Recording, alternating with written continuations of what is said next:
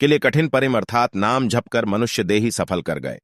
हे नानक, उनके मुख वहां सत्यखंड में उज्ज्वल होते हैं, अर्थात वे जन्म मरण से छूट जाते हैं और कितने ही उनके साथ मोह माया और आवागमन से मुक्त हो जाते हैं। याद रहे कि जिन पर उसकी अपार कृपा दृष्टि होती है वह ही इस कार्य में लगते हैं। हे नानक, वे सत्कर्ता की कृपा दृष्टि से निहाल हो जाते हैं, अर्थात वह सदैव सदैव के लिए उसमें समा जाते हैं और कृतार्थ हो जाते हैं।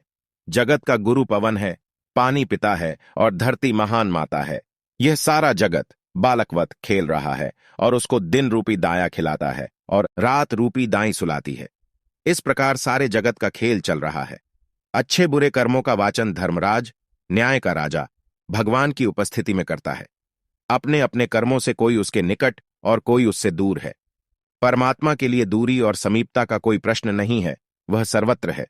परंतु जिन्होंने इस खेल घर में नाम का ध्यान किया है, वे सदा के लिए जैसे जैसे उसका हुक्म होता है उसके अनुसार ही सारा काम चलता है। जब वे देखते हैं तो आनंद विचार से प्रफुल्लित हो उठते हैं। हे नानक, उस अवस्था का वर्णन करना लोहे के समान कठिन और ठोस है।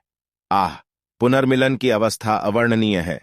हे प्यारे, अपने आप को जीतने की भट्ठी तपाओ, अर्थात इंद्रियों और मन को विषय वासनाओं से दूर रखो।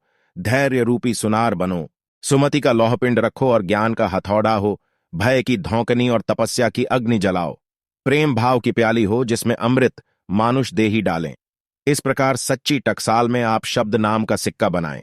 सचखंड में निराकार परमात्मा का निवास है। वह सृष्टि की रचना करके उसकी देखभाल करता है और अपनी कृपा दृष्टि से निहाल भी करता है। वहां असंख्य खंड, मंडल और ब्रह्मांड हैं। यदि कोई कथन करना चाहे तो उसके अंत का कोई अंत नहीं है। वहां असंख्य लोगों का आकार है। तो बानी को सुनकर कैसे लगा जरूर बताना, लाइक, कमेंट और शेयर जरूर करना।